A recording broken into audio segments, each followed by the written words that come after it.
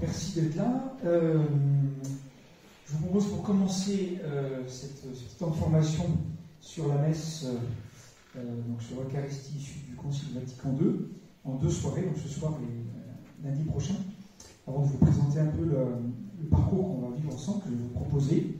On va faire le plus important, c'est un petit temps de prière pour se mettre debout et se tourner vers la croix. Il y a normalement l'icône de la Sainte Famille qui a été empruntée pour samedi soir à lancement de la préparation de mariage, et qui n'est pas encore revenu, mais on va se tourner vers la croix et simplement se confier à notre Dieu par le Christ pour mieux recevoir et vivre de l'Esprit Saint.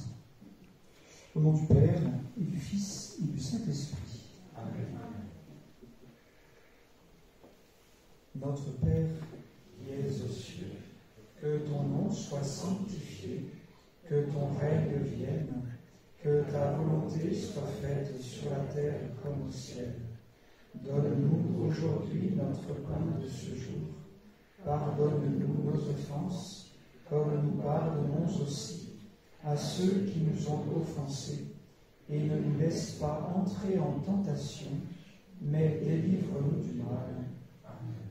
Saint Jean 23, priez pour nous. Saint Jean-Paul II, priez pour nous. Au nom du Père, et du Fils, et du Saint-Esprit. Amen. Alors c'est bien de faire ça aujourd'hui, 11 octobre, parce qu'aujourd'hui c'est la Saint Jean 23. Aujourd'hui, voilà, qui a été canonisé en même temps que Jean-Paul II. Alors cette formation, on devait la faire d'abord, c'était en avril ou mai 2020, Covid aidant. C'était repoussé en novembre 2020 et de nouveau repoussé. Là on y est, on y arrive, pour faire cette petite formation sur la messe. Alors on a prévu 2 soirées d'environ 1h30, mais ce sera peut-être plus court. Voilà. Je dis ça, mais normalement, ça sera peut-être plus court, avec 2 grandes parties. Donc, vous voyez là, ce que je vais faire, c'est que il y a un PowerPoint qui a été préparé, et on va le suivre avec quelques textes un peu du magistère, du concile, que je vais un peu aussi commenter avec vous, expliquer en essayant de le rendre un peu plus concret et vivant. Que ce ne soit pas trop compliqué, mais en tout cas, on n'est pas très nombreux, on est un peu entre nous. Merci vous-même au paroissien de Saint-Michel. Voilà d'être là, parce qu'il y en a plusieurs qui sont là. Merci à ceux qui se préparent à la communion, la confirmation, d'être là aussi parmi nous. Il y en a quelques-uns. C'est chouette d'avoir tous les âges un peu représentés, et âges et visages de nos 2 paroisses. Et puis même plus largement, parce qu'il y en a qui viennent plus loin que la paroisse, ici présent. Et donc, je vais faire défiler un peu le PowerPoint.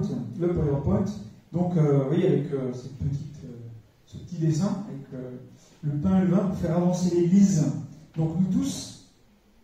Et ce sera donc en 2 parties. Il y aura une première partie ce soir. Alors elle sera, on va dire, un peu plus théologique et biblique, un peu plus conceptuelle, donc parfois ça peut être un peu compliqué. Donc s'il y a vraiment des questions, vous n'hésitez pas à m'interrompre, à lever la main, pour me demander des précisions. C'est vraiment le but, c'est pour vous, hein, donc si... c'est pas pour moi que je me fasse plaisir, c'est pas le but. Donc c'est vraiment pour vous, donc c'est surtout une question interactive un peu.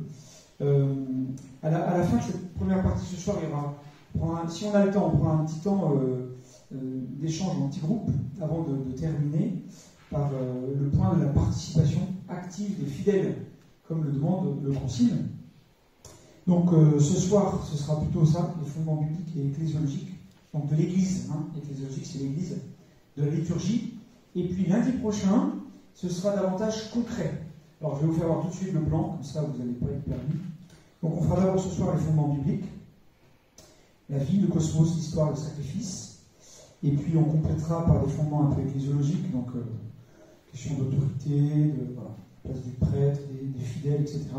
Donc ça c'est ce soir. Vous voyez, programme dense, chargé, beau. Et puis donc la semaine prochaine, ce sera beaucoup plus concret, parce que ce sera sur les points, le cœur, l'église, l'autel, toutes les questions pratiques de la messe, dans une dimension, code de la route pour la conduite de la messe. Alors à la base, avec la On appelle ça la PGMR dans le jargon, notre jargon. La PGMR, c'est ça. Quand on entend parler de la PGMR, ça veut dire présentation générale du missel romain. PGMR, que vous avez ici, et qui va changer dans 2 mois. Puisque dans 2 mois, vous savez qu'on change un peu la messe pour le premier dimanche de l'Avent. Voilà. Après 25 ans de travail, de traduction, il y a quelques textes de la messe qui vont changer. Donc c'est l'occasion d'en parler. J'en parlerai davantage lundi prochain. De manière plus concrète, et si j'y pense, je vous donnerai déjà un petit feuillet en avance qui vous expliquera les paroles qui vont changer. Et ça va, pour certains passages, nous demander de l'entraînement et de la mémorisation. Je vous donne un exemple, parce que c'est très français, il n'y a que les Français qui font ça, et donc ça va changer. C'est quand le prêtre dit « Prions ensemble », il faut que tu vois le contexte, « Prions ensemble pour offrir le sacrifice de toute l'Église ». Et vous répondez « Pour la gloire de Dieu et le salut du monde ». Et bien ça va changer. Parce qu'il n'y a que les Français qui font ça, donc la traduction a repris ce que font tous les autres pays, toutes les autres langues, à partir du latin. Et le prêtre va dire quasiment 3 phrases, et les fidèles vont aussi quasiment dire 3 phrases. C'est un exemple. Voilà, mais j'y reviendrai davantage la semaine prochaine, on aura un peu plus de temps pour en parler, mais du coup c'est l'occasion aussi de voir ça ensemble. Donc voyez, donc la semaine prochaine un peu plus concret, voilà. Et puis peut-être, et ça, c'est pour ça que c'est bien de faire en deux soirées, c'est que à partir de ce soir, vous aurez une semaine aussi pour mûrir tout ça. Et s'il y a des questions, la semaine prochaine, vous pourrez venir avec vos questions après une semaine de réflexion. C'est toujours intéressant d'avoir ça. Voilà. Vous êtes prêts? Alors avant de commencer, d'abord, quand même, la base de tout ça, c'est les textes du Concile Vatican II. Un Concile Vatican II, c'est ça. Qui parmi vous l'a lu? Qui parmi vous l'a lu? En entier, non. Hein. Moi non plus, hein. Je vous rassure. Mais j'en ai lu des passages. Et en fait, vous avez Concile Vatican II, Constitution, décret et déclaration. Ça veut dire d'abord qu'il y a 3 styles de textes. Que tous les textes n'ont pas le même poids et la même valeur. Et pour vous donner une idée, le micro, c'est pas simple, tout ce qui constitue la liturgie, c'est ce passage-là, c'est cette partie-là. Et cette constitution, c'est une constitution, donc c'est un texte des plus importants. Sacrosanctum Concilium. Sacrosanctum Concilium, ça veut dire la liturgie sainte et sacrée. C'est le texte du concile qui a été voté le premier dans le concile, donc dès 1963, de mémoire, 62 ou 63, et quasiment à l'unanimité des évêques. Donc c'était pas du tout un point de conflit comme maintenant ça peut l'être. C'est intéressant ça, à le savoir, niveau historique. Peut-être qu'un jour je ferai des topos sur l'histoire du concile parce que c'est passionnant. C'est passionnant. André. Il y a quelque chose qui m'interpelle, c'est le Concile Vatican II, c'était en quelle année? 62 à 65. 62 à 65, 4 sessions de 3 mois environ. Donc l'automne, là, de septembre à décembre, 62, 63, 64, 65. Et donc c'est initié par le pape Jean XXIII, donc qu'on fête aujourd'hui, qui en 59, il est juste d'être élu depuis quelques mois, en janvier 59, annonce, alors j'étais pas né, annonce au monde qu'on va faire un concile Vatican II. Alors il faut savoir, pour la petite histoire, que le concile Vatican I, qui a eu lieu en 1870, avec Pie IX, a été arrêté à cause de la guerre franco-prussienne. Et que les troupes françaises qui étaient à Rome pour protéger le pape ont dû revenir en France pour combattre les Prussiens. Donc Rome n'était plus défendue, et donc les armées italiennes ont envahi Rome. Et le concile Vatican I a dû s'interrompre de force comme ça. Ce qui fait que le concile Vatican I est un peu déséquilibré, puisqu'il y a un texte sur le pape, sur l'infaillibilité pontificale par exemple, il n'y a pas eu de texte sur les évêques. Et donc ensuite, Pie X, Pie XI, Pie XII ont voulu faire un autre concile pour finir le Vatican I. Et ils n'ont jamais eu le temps de le faire, c'est compliqué, il y a eu les guerres, il y a eu plein de choses. Et donc, c'est Jean XXIII qui a décidé de le faire. Et le but premier du Concile Vatican II, il y a deux objectifs surtout, c'est de travailler à l'unité des chrétiens. C'est un des premiers objectifs. Travailler ce que voulait le pape. Et deuxièmement, c'est de donner un sens pastoral pour favoriser la mission et annoncer davantage la bonne nouvelle. Un sens pastoral. Il faut bien se dire ça parce que le contexte était quand même particulier. Alors sinon, je ne vais pas me lancer parce que sinon on fait sur l'histoire du concile. Et là, j'avais plein de choses à vous dire. Non, pour vous dire, hein, donc cette constitution de Vatican II sur les liturgies, vraiment, elle a quasiment fait aucun problème au départ. Aucun débat. Et donc, c'est important de se le dire. La deuxième chose que je voulais aussi vous partager un petit peu en introduction, c'est que c'est, on va dire, une évolution importante du Concile Vatican II, c'est la perception de l'Église. Alors déjà, ça a commencé à venir avant, dans les années 20, 30, 40, d'un changement de vision sur l'Église. Pour faire simple, un peu schématique, caricatural, avant, il y avait une vision de l'Église qui était un peu très juridique. Très juridique, comme une société, voilà, très organisée, etc. Ce qui en soi est aussi vrai, mais ça prenait un peu toute la place. Alors que à partir des années 20-30, on a commencé à les études théologiques, etc., qui commençaient à dire que l'Église, c'est pas d'abord une société juridique, mais c'est un mystère, c'est-à-dire un sacrement. Le mystère du Christ. L'Église donne à voir le Christ. Donc avec une vision, on va dire, plus biblique, plus patristique des pères de l'Église, des premiers siècles de l'Église, pour avoir une vision un peu plus, voilà, l'Église comme un mystère. Donc un mystère, un sacrement, ça donne à voir le Christ, comme le corps du Christ, l'épouse du Christ. Et le Concile Vatican II a vraiment mis ça en avant, comme l'Église, voilà, le sacrement, le mystère du salut. Alors, parce que c'est important d'avoir ça en tête, parce que l'Eucharistie est un sacrement. Il y a 7 sacrements, vous savez. Et donc l'Église, comme sacrement, donc c'est signe visible d'une réalité invisible. Si on peut faire une définition du sacrement un peu schématique, signe visible d'une réalité invisible.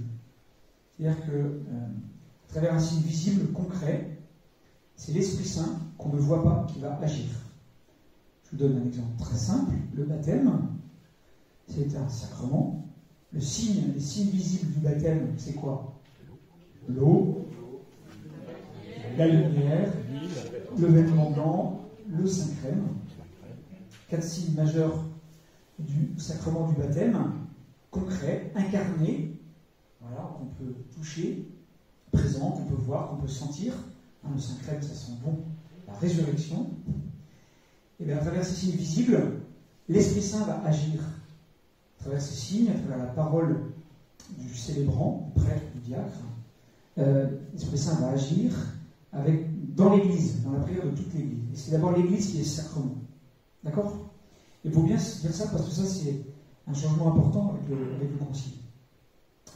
En tout cas, une redécouverte, parce que c'était déjà le cas dans les premiers siècles. Ça n'a jamais été abandonné, mais ça a été minoré ou minimisé pendant plusieurs siècles avant d'être redécouvert, retrouvé et remis en avant. Et ça, c'est très important. Voilà. Ça va? Ne lâche pas? Courage. On explique 1h15. Ah, c'est une autre chose quand même, qui est importante avant que je commence. Ça, je le dis aussi quand j'ai cours avec les séminaristes, au séminaire de Nantes, c'est qu'aujourd'hui, on développe une ecclésiologie, donc une théologie de l'Église, pour dire ce qu'est l'Église, parce que nous sommes l'Église, hein, parce que Pie XII disait, hein, les laïcs sont l'Église. On a développé une ecclésiologie dite de communion. Ecclésiologie de communion. Et l'ecclésiologie de communion, elle est fondamentalement basée sur l'Eucharistie. Donc sur la messe. L'Eucharistie au sens large. Hein. C'est très important.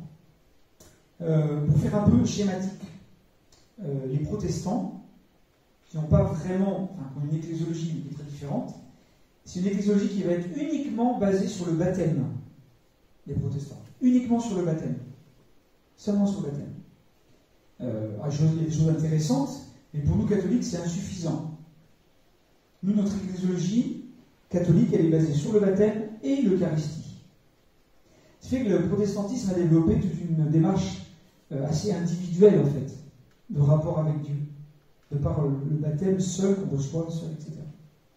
Je fais schématique, il faudrait préciser. Alors que donc l'ecclésiologie catholique se base sur le baptême, une réalité personnelle, et l'Eucharistie, qui est une réalité collective, communautaire, ecclésiale. Et donc les deux sont à prendre ensemble.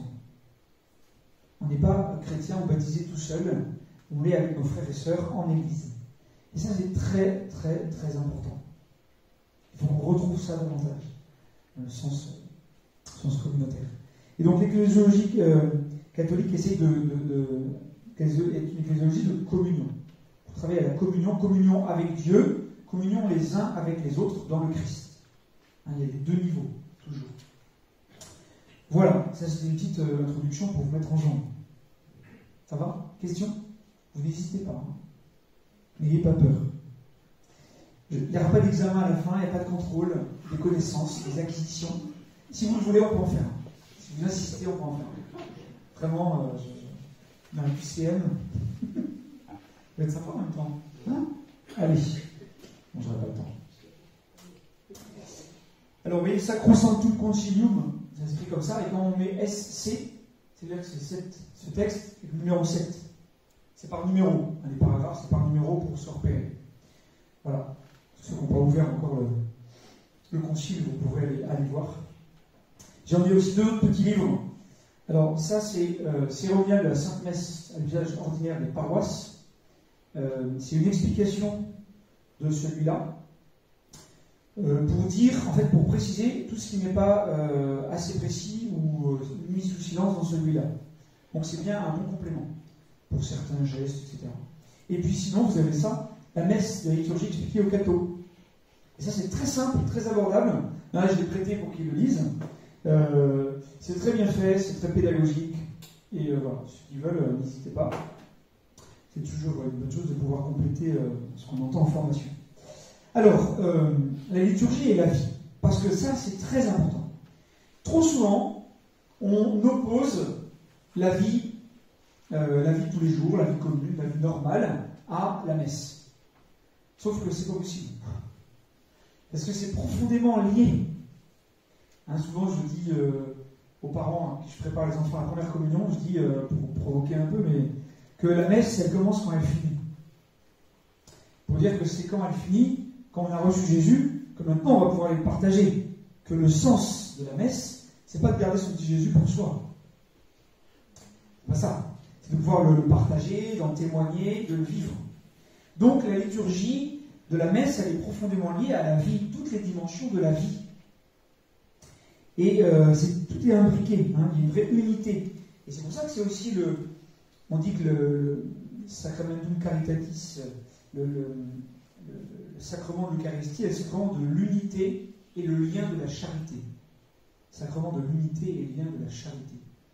C'est ce qui permet de grandir dans l'amour et de nous garder unis, en communion avec Dieu et les uns avec les autres.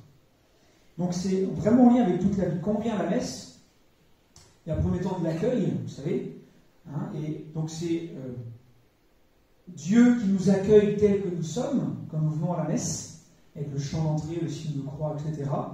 Dieu nous accueille tel que nous sommes, avec nos questions, nos doutes, nos joies, nos difficultés, nos épreuves.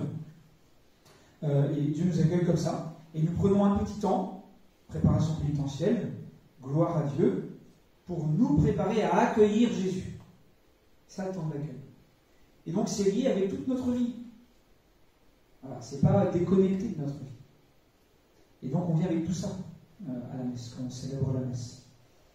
Et puis quand on repart, c'est la même chose. Quand on est dans notre vie, dans notre travail, en famille, eh bien, il y a la présence du Christ qui est avec nous, qu'on ne peut pas mettre de côté sous cloche.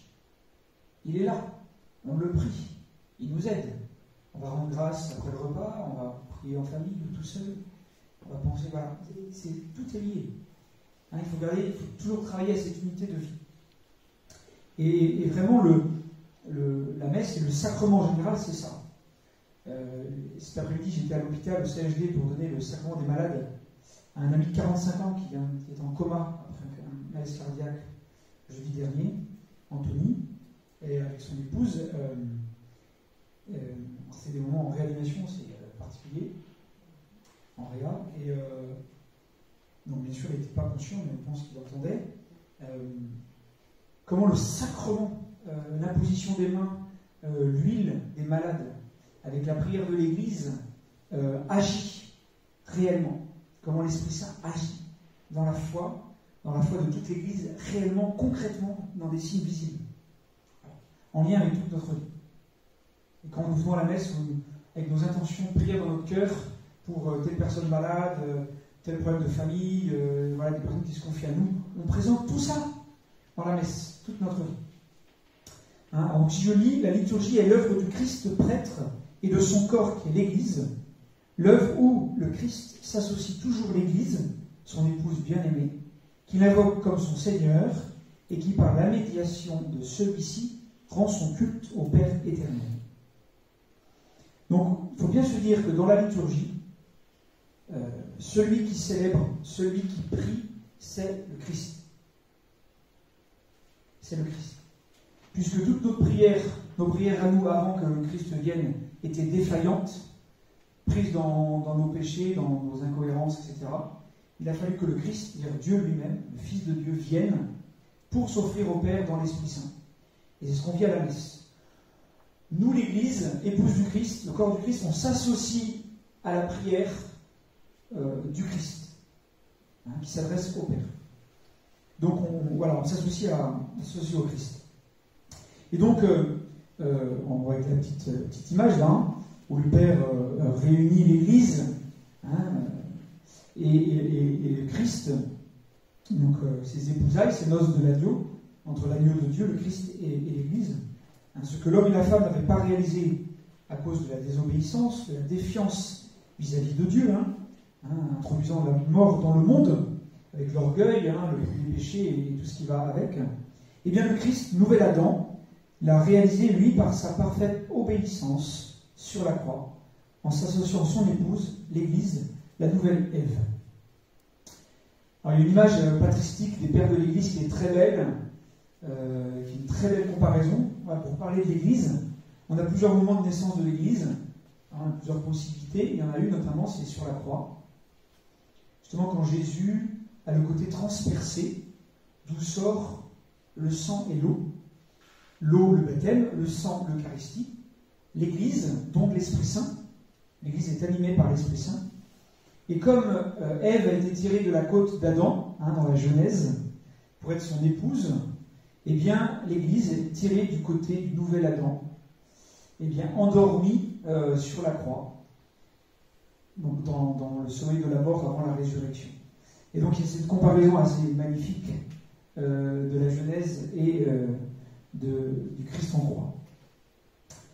Alors, je continue la lecture de Sacro Sanctum Concilium numéro 5.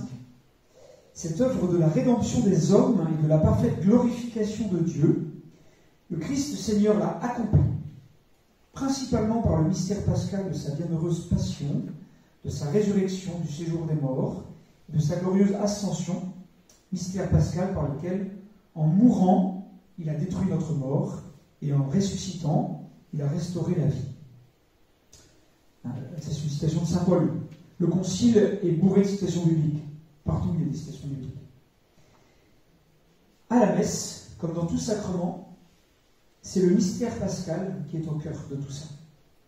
Et le mystère pascal en général. C'est-à-dire que c'est... parfois, on dit, mais à la messe, on refait ce qu'a fait Jésus le jeudi soir à la dernière scène. Non. Non. La messe est un sacrement où est présent tout le mystère pascal. Déjà la naissance et la vie du Christ, sa prédication, et puis surtout sa passion, sa mort, sa résurrection, son ascension et le don de l'Esprit Saint à la Pentecôte. C'est tout ça le mystère pascal. Le temps pascal, c'est 50 jours. C'est tout ça le mystère pascal qui est présent à chaque messe sur l'autel. Pour prendre toute notre vie, toutes les dimensions de notre vie. Liturgie et vie. Ensuite, liturgie, cosmos et histoire. Et là aussi, c'est très important d'avoir cette dimension beaucoup plus large que notre petite existence, paroisse ou communauté. C'est toute la dimension de la création tout entière qui est présente à la messe. Il faut avoir ça en tête. C'est l'offrande de toute la création. Ça se matérialise dans le pain et le vin, qui sont des produits naturels transformés par l'homme, où l'homme y a mis son travail, voilà, son artisanat, son savoir-faire, pour offrir tout ça. C'est dans des pays, c'est en Afrique à la messe, ou en Inde, moi j'ai vécu en Inde, et au moment de l'offertoire, au moment où il y a la quête, hein, d'ailleurs si la quête est à ce moment-là, c'est pas pour rien, c'est pour que chacun donne quelque chose à lui, de ses biens, pour Dieu et pour l'Église, pour partager. Voilà. Eh bien on fait aussi, en Afrique ça peut durer 1 heure, dans la procession des offrandes, la messe dure 4 heures. En même temps, donc plaignez-vous pas, hein, quand ça dure 1h10. Et les processions des offrandes, avec, on emmène les poulets, on emmène les fruits, on emmène les sacs de riz, on emmène les fleurs, les lumières, c'est un petit épi dense. Par exemple, on se percule. Alors ça peut être très très long. Voilà, et ça a du sens. Ils sont agriculteurs, hein. En Inde, ils font des pujas avec des lumières et des fleurs comme ça en dansant aussi, en apportant ça devant l'autel. Des pujas, des offrandes. Pour dire qu'on offre tout ça sur l'autel, avec le pain et le vin. On offre tout ça. Donc c'est toute la création, hein, qui est présente et qu'on offre. Et avec toute l'histoire. Vous savez que, j'y pensais ce matin dans ma prière, mais le Big Bang, cette théorie du Big Bang a été notamment inventée par un prêtre. Hein, le père Georges Lemaître, est un prêtre belge, qui a théorisé cette idée du Big Bang. Et d'ailleurs, si vous aimez cette question de la science, jeudi, dans 3 jours, sort un livre qui s'appelle « Dieu, la science, les preuves ». Les preuves. Dieu, la science, les preuves. Et c'est des scientifiques qui ont écrit ça pour dire qu'aujourd'hui, nos connaissances scientifiques sur l'univers nous poussent à croire qu'il y a un créateur. Et que c'est plus rationnel de croire qu'il y a Dieu, et que de ne pas croire qu'il y a Dieu, c'est plutôt irrationnel, en fait. Très intéressant. Très intéressant. Pour nos Français très rationalistes, et ben voilà. La science peut dire des choses. Il n'y aura jamais de preuve absolue, mais la science peut dire des choses. Et donc le Big Bang, qui est un peu à la création de l'univers, hein, qui se développe, on peut voir le mystère pascal de la mort et de la résurrection du Christ comme un autre Big Bang, un tournant de l'histoire de l'humanité, de la création du cosmos, où Dieu nous ramène vers lui. Dieu nous ramène vers lui. À partir de Christ, à partir de son Fils. Alors je lis avec vous, en effet, la liturgie par laquelle, surtout dans le divin sacrifice de l'Eucharistie, parce que la liturgie c'est plus large que ça, hein, il y a tous les autres sacrements, les processions, etc., s'exerce l'œuvre de notre rédemption, contribue au plus haut point à ce que les fidèles, en la vivant, expriment et manifestent aux autres le mystère du Christ et la nature authentique de la véritable Église. Pour dire simplement, parce que vous voyez, c'est de longues phrases. Il vaut mieux lire dans le latin, dans le texte directement. Hein, c'est mal. Non, je ne le fais pas moi-même, ne vous inquiétez pas. Mais non, c'est la traduction, c'est compliqué, parce que c'est le latin, l'original, c'est des longues phrases. Et pour dire que c'est vraiment l'Eucharistie, le sacrifice du Christ à la croix qui nous sauve. C'est un sacrifice rédempteur, qui est reproduit, représenté à chaque messe. Donc le Rédempteur de l'homme, Jésus-Christ, est le centre du cosmos et de l'histoire.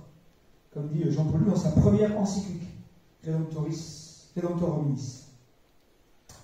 Et donc en offrant son corps et son sang en sacrifice, Jésus rend à Dieu le culte parfait, entraînant dans son oui, dans son obéissance, toute la création, tout le cosmos, en offrande au Père.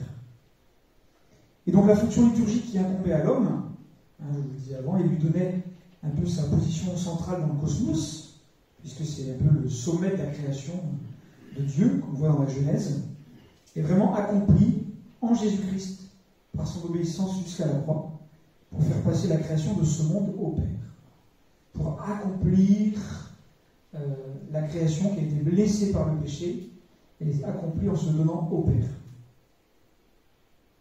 Et donc le corps du Christ est ce nouveau temple où Dieu et l'homme communient pour la vie éternelle. Avec 2 petites citations bibliques. Détruisez ce temple et en 3 jours je le relèverai. Mais lui parlait du sanctuaire de son corps, le corps du Christ. Et en vérité, je vous le dis, si vous ne mangez la chair du Fils de l'homme et ne buvez son sang, vous n'aurez pas la vie en vous. Voilà. On a le fameux discours sur le pain de vie en Jean chapitre 6, chapitre peut-être le plus important sur l'Eucharistie. Ce chapitre 6 de Saint Jean. Je vous invite à relire, c'est magnifique. Et puis enfin, cette petite introduction, la liturgie et le sacrifice. Alors c'est une question compliquée, le sacrifice, parce qu'il y a eu des mauvaises compréhensions, des mauvaises interprétations. Je ne vais pas entrer dans les détails, parce que sinon je vais vous perdre. Mais le sacrifice est lié avec le sacré. On fait un sacrifice pour rendre quelque chose de sacré. Et alors là, je vous renvoie à une petite vidéo que j'ai faite pendant le confinement en 2020, pour la Semaine Sainte, qui est sur le site de la paroisse, qui dure 50 minutes, qui est sur René Girard. René Girard, vous connaissez René Girard? René Girard qui est mort en 2015, qui était membre de l'Académie française, et qui a retrouvé la foi catholique qu'il avait perdue par toutes ses études sur la violence et le sacré, le sens du sacrifice, l'examen du fait religieux dans toutes les sociétés primitives. C'est absolument passionnant, je vous en parlerai pendant des heures, là j'ai pas le temps.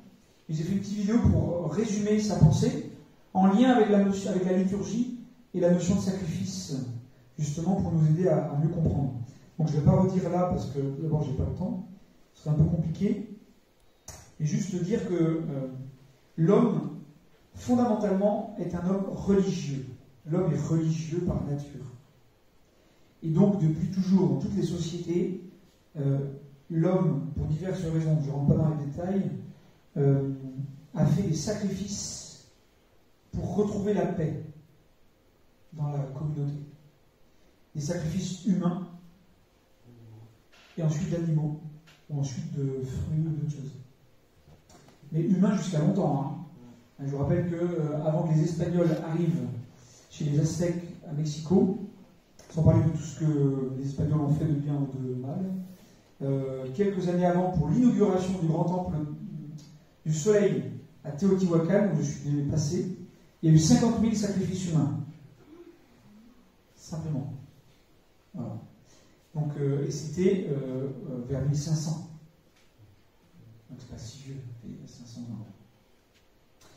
Donc la notion de sacrifice, et donc René Girard montre, et avec lui la théologie catholique, que le sacrifice, le vrai qui nous sauve, c'est celui du Christ, parce que c'est Dieu lui-même qui s'offre en victime innocente, librement, pour vivre un vrai pardon, une vraie paix, retrouver une vraie unité par ce sacrifice du Christ, parce que lui-même est Dieu, par amour pour nous. Je la fais brève, mais c'est le seul sacrifice qui nous sauve, c'est celui de la croix. Celui de la croix. Parce que la croix, c'est le symbole de l'amour de Dieu plus fort que tout. Cet amour total qui se donne pour nous sauver. Alors le Concile dit, ce que dit le Concile sur cette question, c'est pourquoi dans le Christ est apparue la parfaite rançon de notre réconciliation, et en lui la plénitude du culte divin est entrée chez nous. C'est vraiment le sacrifice plein et entier, celui de Dieu lui-même, du Fils de Dieu, qui s'offre et qui donne sens à tout le reste. C'est pour ça que tous les sacrements, notamment le sacrement de la messe, c'est nous qui participons à l'offrande du Christ. C'est le Christ qui célèbre. Quand je baptise, c'est le Christ qui baptise. Quand je pardonne les péchés, c'est le Christ qui pardonne les péchés. C'est le Christ qui agit. Nous, on n'est qu'un instrument. Voilà, c'est le Christ qui agit. On va se remettre ça en tête. Et donc la liturgie, au commencement, met au défi le libre arbitre pour garder ou non le commandement de Dieu, et ainsi s'ouvrir ou non à lui. On a le choix, en fait. Donc déjà, dans tout l'Ancien Testament, c'est ce qui est proposé. Alors surtout avec le Christ, choisir le Christ et la vie, ou refuser le Christ et choisir la mort. C'est un peu l'idée des deux images. Alors, celle de gauche, je l'aime beaucoup parce qu'elle est... c'est des mosaïques de la magnifique cathédrale de Monreale en Sicile. Est-ce qu'il y a déjà qui ont déjà été à Monreale en Sicile? Il faut que je vous emmène en pèlerinage. C'est la plus belle église du monde. C'est extraordinaire. C'est un style arabo-normand-byzantin. Non mais c'est extraordinaire, c'est fascinant, les fresques, on en pleure quand on rentre dedans. Et alors les mosaïques là, toute la création, alors la mosaïque d'avant, celle-là, donc c'est Dieu qui crée Adam et Ève, hein. Et la mosaïque d'avant, où Dieu crée Adam, eh bien Dieu, là on voit il a des sandales, mais quand il crée Adam, Dieu n'a pas de sandales, parce que cette terre où l'homme est créé est une terre sacrée. Extraordinaire. Toute une théologie, ces mosaïques et ces fresques. On va faire une autre conférence que sur ça. Mais voilà. Donc la chair est ouverte et unifiée dans l'amour pour se donner à travers le prochain au Dieu un. C'est ça qui donne la vie. La chair est fermée à l'amour par la convoitise pour soi, ce qui la condamne à la mort. Et donc on a ce choix entre la vie ou la mort. C'est Saint Augustin qui, cette petite phrase, j'avais noté, mais j'ai oublié, qui dit on a le choix entre deux formes d'amour. L'amour de Dieu jusqu'au renoncement de soi, ou l'amour de soi jusqu'à la destruction de Dieu et de l'autre. En fait, c'est simple. Voilà, et donc, et c'est très important parce que comme on est créé à l'image de Dieu qui est amour, donc on est créé pour le don. Parce que quand on aime, on se donne, ça va ensemble. Dieu est amour, donc Dieu est don. Donc nous, on est fait pour le don de soi. Quand on ne se donne pas pour la vie, pour l'autre, eh bien, c'est la mort qui domine. Donc recevoir d'un autre pour se donner à l'autre, hein, recevoir de Dieu. Hein, on ne se donne pas la vie nous-mêmes, on la reçoit. Ah, on n'a pas choisi d'être là ou là-bas, hein, on se reçoit. Il faut accepter, c'est pas dépendant. Voilà. Ou alors on saisit soi-même pour soi-même, on veut saisir les autres. On accapare. Mais là, bien sûr.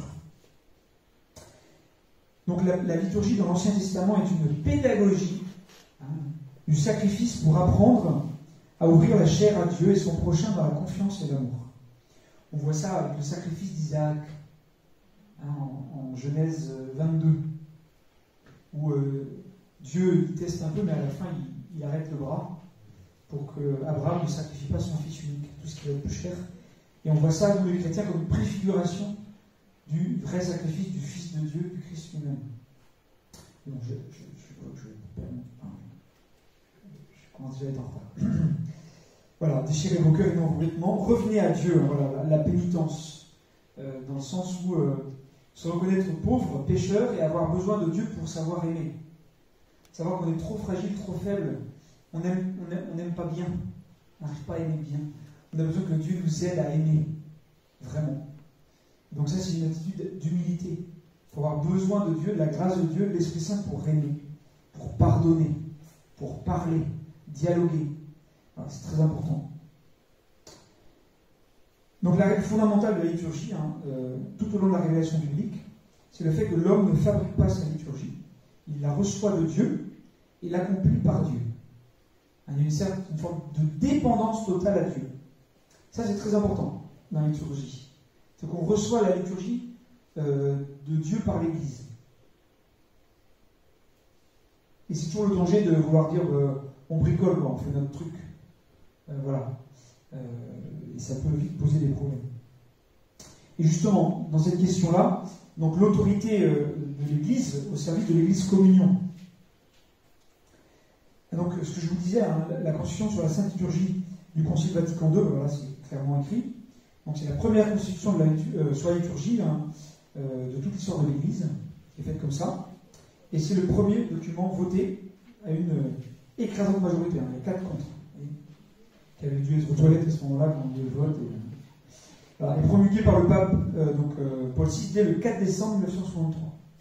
Donc dès la deuxième session où là il y a eu le premier vote. Alors, les principes généraux, je vais vous lire juste ce qui est en gras, parce que sinon, ça va être un peu long.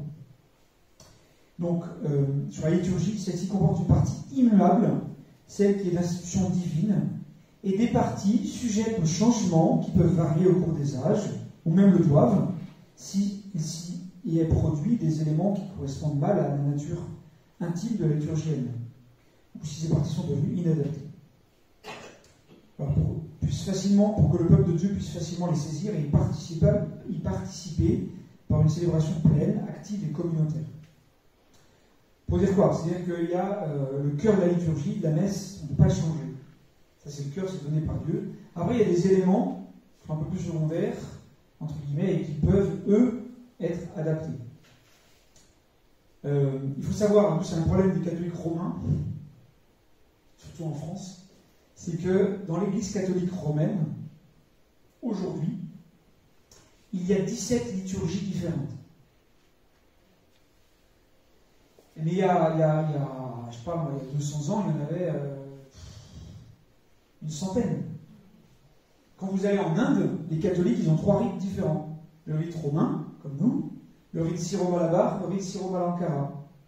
C'est des rites catholiques, mais ce n'est pas forcément des rites romains. Puis il y a des rites syriaques, des rites grecs, des rites égyptiens, voilà. Donc il y a plusieurs façons de célébrer. C'est très intéressant ça, mais pareil, je ne vais pas y revenir. Quand vous aurez une exposition sur les Coptes à la cathédrale à partir de mi-octobre, vous aurez des éléments sur la liturgie copte. Copte, c'est Égypte. Donc il y a des éléments qui sont essentiels, qu'on retrouve dans toutes les liturgies. C'est par exemple l'institution, les paroles du prêtre qui reprend les paroles du Christ, ceci à mon corps, ceci à mon sang, ça, immuable. Donc tous les éléments de la partie eucharistique. Et puis après, il y a des éléments qui peuvent changer. Le signe de paix, la place du Notre Père, la place de l'Évangile, etc. Ça peut être avant, après, c'est très variable. Mais ça, vous voyez, c'est moins important. Et donc, le droit de régler l'organisation de la liturgie dépend uniquement de l'autorité de l'Église. Il appartient au siège apostolique, c'est-à-dire à Rome, et selon les règles du droit, à l'évêque. C'est pourquoi absolument personne d'autre, même prêtre, ne peut, de son propre chef, ajouter, enlever ou changer quoi que ce soit dans la liturgie. Parce qu'on la reçoit. Et ça, c'est très important, parce qu'il y a une objectivité de la liturgie. Vous voyez, le danger, c'est que chaque prêtre ou chaque communauté fasse selon son truc. Du coup, c'est plus universel, parce que quelqu'un qui vient de l'extérieur, il ne s'y retrouve pas, il peut être perdu. Alors que si vous allez, moi j'étais en Croatie, en Hongrie, quand j'étais en Inde, c'est la même messe, je ne suis pas trop perdu normalement. Sauf si la langue, je la comprends moins, mais normalement, voilà, les parties, on les comprend bien. Donc, c'est pas subjectif la liturgie, c'est pas chacun fait selon son truc, selon sa passion, on enlève une deuxième lecture parce que voilà, ou machin. Non, ça c'est pas possible. Ça c'est pas possible. C'est une objectivité qui est donnée par l'Église et qui s'organise après selon le droit, selon l'évêque, parce que vous avez des rites comme le rite bayeux,sien de Bayeux, le rite lyonnais, le rite milanais. Ouais, il y a des spécificités locales qui peuvent exister. Voilà, c'est des petits détails, c'est pas essentiel. Le cœur est le même. Mais ça, c'est l'évêque dans chaque endroit qui peut voir. Mais sinon, ouais, la nouvelle messe qui va arriver, entre guillemets, nouvelle messe, après 25 ans de travail, c'est Rome, en lien avec la conférence des évêques francophones, donc ça fait du monde, qui décide des changements. C'est pas nous qui le faisons en temps. D'accord ? Donc le respect de la liturgie, c'est le respect de la foi. Donc ça, c'est un point important que toute l'Église a donné, avec Jean-Paul II a rappelé en 2004, avec cet adage lex orandi, lex credandi. Hein, et en gros, pour la traduction, en fait, la loi que tu pries et la loi que tu crois. Pour dire quoi? C'est-à-dire, en gros, la façon dont tu vas prier, la façon dont tu vas célébrer, exprime ce en quoi tu crois. Et ça, c'est très important. Parce qu'effectivement, si dans la liturgie, on néglige la façon de communier, ou on néglige la façon de célébrer, etc., ça veut dire que pour le prêtre ou pour les fidèles, c'est pas très important en fait. C'est pas essentiel. Et que du coup, on peut faire ça très rapidement, en un quart d'heure, on passe des parties, on change des parties, on change des mots, etc. Et du coup, ça veut quand même dire quelque chose de la foi qui est derrière, et qui peut vraiment poser problème par rapport à la liturgie. Donc ce que dit le texte du magistère, donc d'un pape, c'est que les abus en matière de liturgie contribuent à obscurcir la foi droite et la doctrine catholique concernant cet admirable sacrement. Ils empêchent les fidèles de revivre en quelque sorte l'expérience des deux disciples d'Emmaüs. Leurs yeux s'ouvrirent et ils le reconnurent. Donc ça peut obscurcir la foi, clairement. Et la foi eucharistique, elle est centrale. Les disciples d'Emmaüs en Luc, chapitre 24, c'est vraiment un fil rouge de la messe. Ça rentre, nous on prend ça avec les enfants et les parents, parce que c'est un fil rouge des parties de la messe. C'est très intéressant. Où Jésus d'abord accueille les deux disciples qui en sont en train de se casser de Jérusalem, parce qu'ils ont peur de passer au fil de l'épée. Et donc ils sont en train de partir, et Jésus les rejoint ressuscité, et eux ne le reconnaissent pas. Et il les écoute, il dit, mais de quoi vous parlez? Qu'est-ce qui ne va pas, quoi? Alors ils déversent leur plainte en disant, ben voilà, on est triste, on est en colère. Machin. Jésus il les accueille comme ils sont. Après, il les engueule, et puis il leur explique les Écritures. Il dit, voilà, que votre cœur était lent à croire ce que les Écritures ont dit. Troisième partie, à l'auberge, il s'arrête, et il rend grâce, il prend le pain, hop, et là il disparaît, Jésus ressuscité disparaît, et là ils le reconnaissent. C'est quand il est plus devant leurs yeux qu'ils le voient. Voilà, c'est ça l'Eucharistie. Et là il court annoncer aux autres la bonne nouvelle, comme nous qu'on est envoyés à la fin de la messe pour aller annoncer la joie de Jésus, ressuscité. Voilà, donc les disciples d'Emmaüs, c'est très important, c'est vraiment un fil rouge, et donc pour pouvoir reconnaître Jésus dans l'Eucharistie, il faut la foi eucharistique. Voilà. Quelqu'un qui n'a pas la foi, qui n'y connaît rien, qui rentre dans une église quand il y a la messe, à moins d'avoir une décharge de la grâce, ce qui peut arriver, c'est arrivé à quelques-uns, heureusement, Dieu de tout, mais normalement, s'il ne sait pas, il va avoir un bout de pain, et puis il va passer comme ça en disant, c'est joli, c'est sympa, pour une photo. Comme des touristes japonais qui ramènent, après être passés à Montmartre, une hostie consacrée dans leur album photo. Parce que c'était quand même un souvenir sympa de Paris. Voilà. Est-ce qu'il dit tout le monde allait prendre un bout de truc, alors on y était aussi. Mais c'est vrai, hein, je ne mens pas. Donc vous voyez, quand on n'a pas la foi, quand la foi n'est pas éduquée par des normes, par une pédagogie, etc., bien on ne sait pas, on ne voit pas, on ne vit pas ce qui se passe. Et je crois vraiment profondément, intimement, que la liturgie est pédagogique, que les gestes qu'on pose, les chants qu'on chante avec les paroles, les attitudes du corps, parce qu'on n'est pas que des cerveaux, hein, on prie avec nos genoux, nos pieds, nos sens, nos oreilles, nos yeux, ce qu'on voit, ce qu'on sent, ce qu'on entend, on prie avec tout notre corps, tout ça, ça joue pour entrer dans le mystère de l'Eucharistie. Et ça, c'est fondamental. J'y reviendrai la semaine prochaine. Alors, donc, toujours sur cette question d'importance de célébrer dignement selon les normes de l'Église. Donc, je passe un petit peu parce que je vois que le temps passe. Alors, cette citation est très intéressante. Enfin, les abus trouvent très souvent un fondement dans l'ignorance, puisqu'on rejette généralement ce dont on ne perçoit pas le sens profond et dont on ne connaît pas l'ancienneté. Ça, c'est un point. C'est-à-dire que si on n'explique pas, et si on ne célèbre pas comme l'Église le demande avec la foi, ben, en fait, les rites qu'on va célébrer, ils vont être vides de sens. Du coup, ils ne vont pas toucher les cœurs, et du coup, on va dire, bon, on va les supprimer, parce qu'en fait, ça ne sert plus. Et ça peut être une tentation. Hein.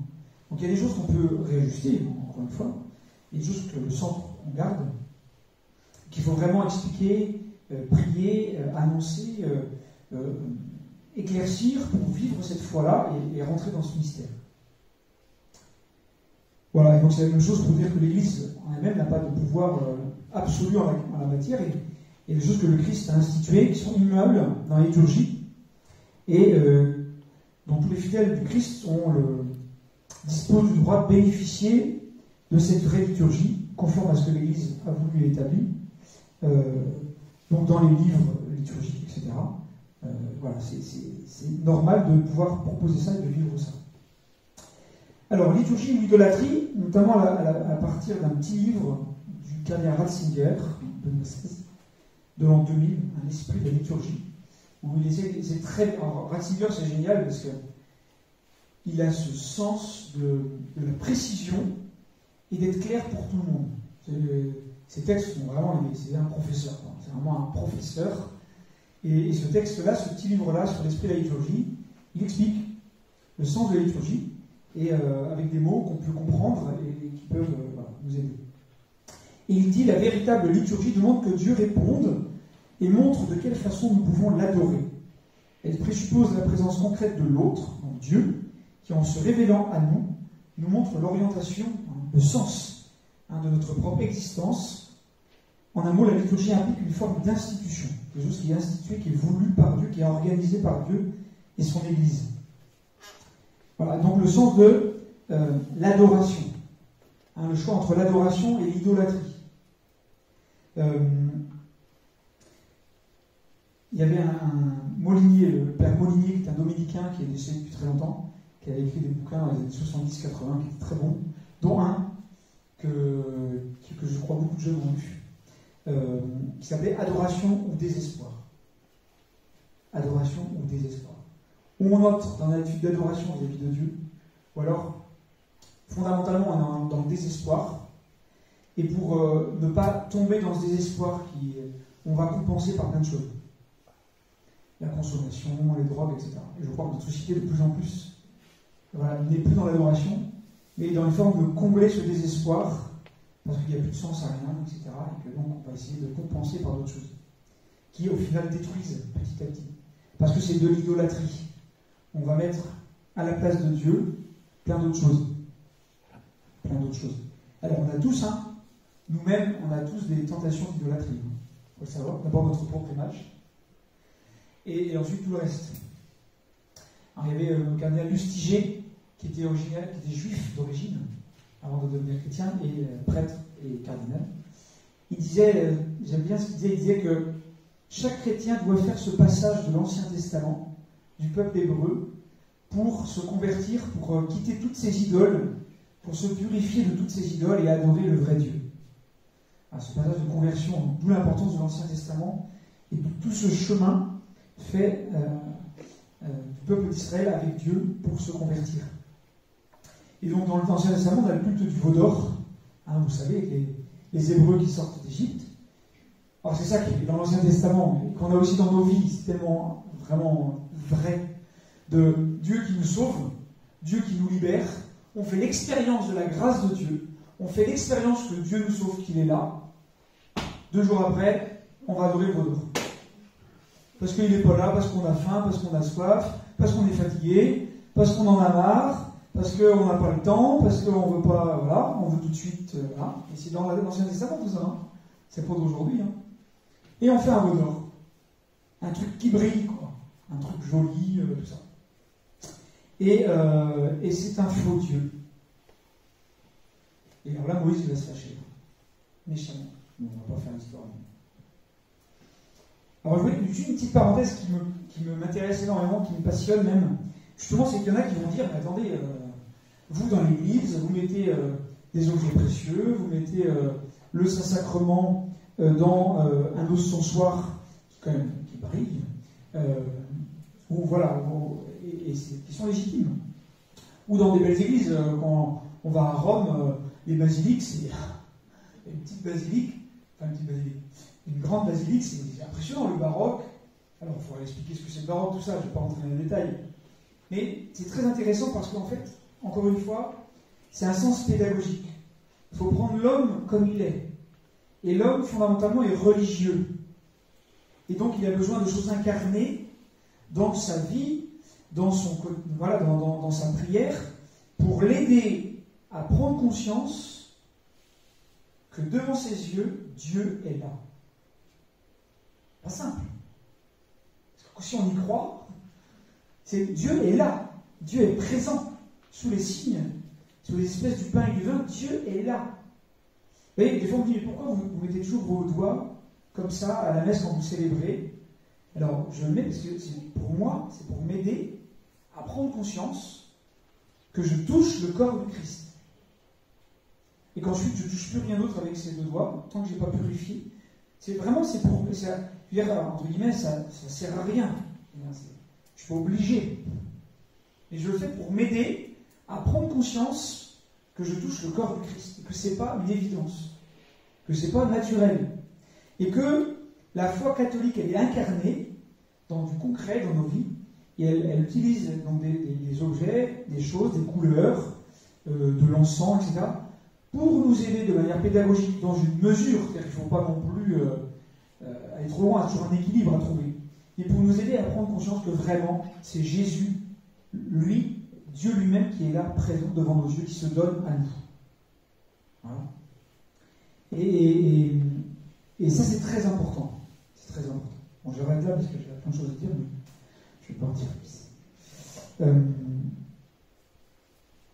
Et dans ce fait de l'idolâtrie, justement, ça va souvent un culte manipulateur qui va abaisser notre humanité, qui va nous éloigner de la vraie adoration de Dieu pour des choses qui vont nous enfermer. Vous avez Jean-Claude Guilbeault, vous connaissez Jean-Claude Guilbeault, qui est un journaliste au Monde et à la Vie, qui s'est converti, qui raconte ça d'ailleurs grâce à René Girard aussi, qui s'est converti. Et il a fait un livre, je ne me souviens plus, la force de conviction, je crois, qui est un très bon livre, et qui dit toutes les personnes il y a des croyances, tout le monde croit en quelque chose. Arrêtons tous les gens qui nous disent moi je suis athée, moi je crois en rien, machin. Mon œil. T'es le premier à faire de l'astrologie, à voir dans le journal l'astrologie, ou voir des signes partout dès qu'il y a un vol de canard ou un poisson rouge qui meurt, enfin. Il y a des croyances partout. Tous les gens croient en quelque chose. Et il dit, Jean-Claude Guilbeault, on les balance par la porte, mais elles rentrent par la fenêtre. On croit tous en quelque chose. Eh bien, autant croire en quelque chose qui nous aide à être davantage libres, qui est une vraie source de joie et de paix, dans une vraie liberté. Le danger de l'idolâtrie, voilà, c'est que ça nous enferme. Ça nous rend moins libres, ça nous rend esclaves de pulsions, de plein de choses, de fantasmes, etc. Ça ne nous rend pas libres. Donc c'est vrai qu'adorer le vrai Dieu, ça demande un combat, un effort pour se convertir. Alors que les idoles, tout ça, ça va souvent tenter notre nature humaine par nos vices, etc., par nos penchants mauvais, pour nous y enfermer. Donc, d'où l'importance de ne pas tomber dans cette manipulation des idoles. Et de ne pas tomber dans une forme d'apostasie. L'apostasie, c'est de renier le vrai Dieu. C'est de se détourner du vrai Dieu pour choisir des idoles. Parce que Dieu, on ne le voit pas, parce qu'il est trop lointain, parce qu'il ne nous écoute pas, parce qu'on est dans l'épreuve, parce qu'il y a la croix, on ne supporte pas la croix. Alors on va voir un magnétiseur, on va voir un douteux, on va voir quelqu'un qui va nous empêcher d'avoir mal, de ne pas avoir la croix dans nos vies. Ben oui, mais croire en Jésus, croire en mystère pascal, la mort et la résurrection, c'est un combat. C'est un choix à faire.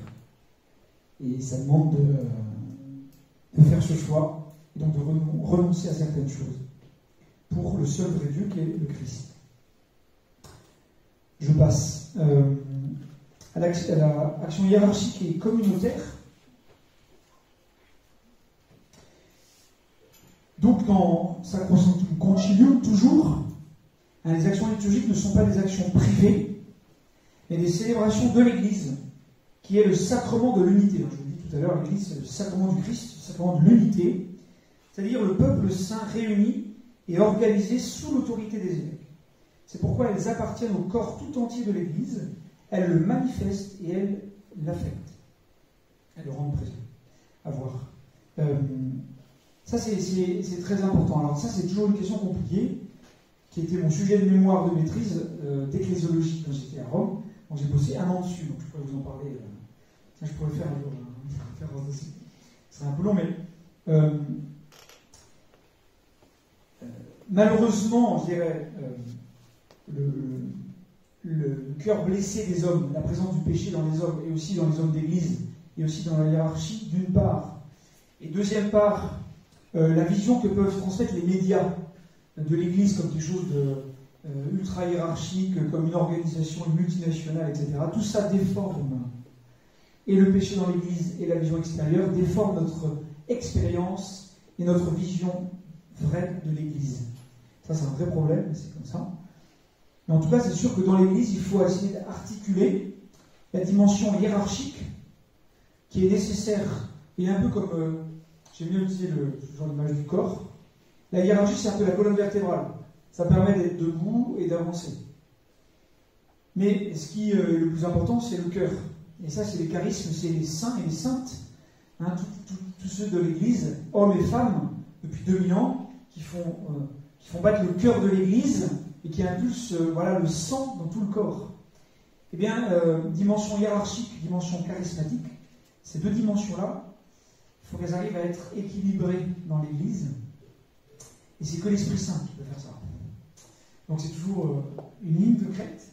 Mais ce qui est sûr, c'est que la dimension hiérarchique, c'est-à-dire les évêques, les prêtres, les diacres, est au service du peuple de Dieu, est au service du charisme, du déploiement des talents, des charismes, des dons, des membres, des baptisés, des fidèles baptisés.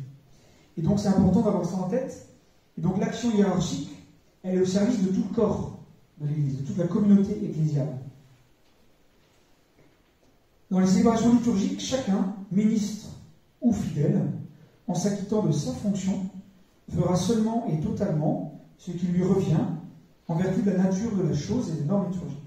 On peut dire que c'est défini dans les rôles, même si pour certaines choses c'est un peu flottant.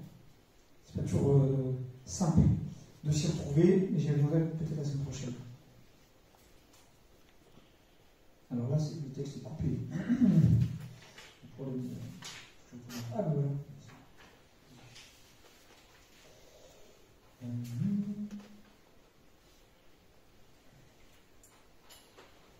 Donc voilà, même les servants, les lecteurs, la chorale, tous ceux qui ont un rôle actif dans la liturgie s'acquittent d'un vrai ministère liturgique, un véritable ministère liturgique. Et donc ils exercent ce ministère en fonction de ce que demande l'Église, en fonction des règles liturgiques, pour être à sa place.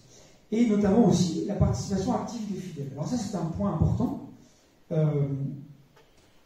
que je lis avec vous, hein, pour promouvoir la participation active. On favorisera les acclamations du peuple, les réponses, le chant des psaumes, les antiennes, les cantiques, et aussi les actions ou gestes et les attitudes corporelles. On observera aussi en son temps un silence sacré. Dans la révision des livres liturgiques, on veillera attentivement à ce que les rubriques prévoient aussi le rôle des fidèles. Ça, c'est un point important parce que, effectivement, la forme extraordinaire du rite, hein, la forme, on dit la messe en latin, mais c'est impropre. Parce qu'on peut dire la messe Paul VI, celle que vous avez le dimanche, on peut la dire face à Dieu, dos au peuple, en latin, avec le grégorien, et c'est la messe normale actuelle. Donc, mais la messe qui était avant le concile, était toujours présente, la messe en forme extraordinaire, qui se célébrait par exemple à Saint-Gemme le dimanche à 10h, est très cléricale, entre guillemets, très sacerdotale. C'est un peu le prêtre qui fait tout. Hein, ça c'est vrai. Alors, il y a des raisons historiques, il y a des raisons culturelles, il y a des raisons liturgiques. Mais le Concile Vatican II, a voulu vraiment que le peuple de Dieu participe à la liturgie, activement. Mais alors attention, parce que là aussi, il y a eu des erreurs qui ont pu être faites. C'est-à-dire, je participe à la messe quand je veux faire la quête, quand je lis une lecture, etc. Non, pas d'abord. Je vais participer activement à la liturgie, à la messe, quand par ma prière, je m'offre avec le prêtre, enfin par les mains du prêtre, par la prière du prêtre, avec toute l'Église, avec le Christ au Père dans l'Esprit Saint. Quand je suis vraiment présent et que je m'offre dans la prière, quand j'offre ma vie, hein, une offrande existentielle, une offrande spirituelle. La participation active des fidèles, c'est d'abord ça. C'est d'abord ça. Et c'est important parce que parfois, on a pu faire des erreurs de compréhension. Et justement, par rapport à ça, la juste place du prêtre dans la liturgie, qui n'est pas toujours pas toujours comprise, parce que faut savoir que quand il y a la messe, je le dirai aussi la semaine prochaine, quand on commence la messe, il y a l'autel qui représente le Christ, très important, l'autel représente le Christ. La parole de Dieu représente le Christ. Acclamons la parole de Dieu et vous répondez louange à toi, Seigneur Jésus. Et le prêtre, celui qui préside. Alors aussi l'évêque, la cathédrale, parfois c'est l'évêque, encore plus. Ou alors c'est le prêtre qui préside, représente le Christ. Et donc il faut que ce soit à sa juste place. Donc ce que dit Sacro Sanctum Concilium au numéro 7, pour l'accomplissement d'une si grande œuvre, le Christ est toujours là auprès de son Église, surtout dans les actions liturgiques. Il est là présent dans le sacrifice de la messe et dans la personne du ministre, le même offrant maintenant par le ministère des prêtres, qui s'offrit alors lui-même sur la croix, et au plus haut degré sous les espèces eucharistiques. Donc c'est vraiment à travers le prêtre de Christ qui s'offre. D'accord ? Et ce qui est important, donc le prêtre fait le lien entre comme le Christ, en fait, il représente le Christ, il fait le lien entre Dieu et l'Église et l'humanité pour aider à favoriser la réconciliation. L'unité par le sacrifice eucharistique. Donc il y a, là je vous laisse lire une petite citation pour montrer que le prêtre fait le lien, comme le disciple bien-aimé, entre le Christ, qui est l'époux, qui est la tête du corps, et Marie, qui représente l'épouse, le corps du Christ aussi, qui représente l'Église. Et c'est ça le sacerdoce, c'est de permettre l'unité, de faire le lien. Avec saint Augustin qui dit, pour vous je suis évêque, avec vous je suis chrétien. Et c'est important parce que le prêtre, avant d'être prêtre, il est baptisé avec le peuple de Dieu.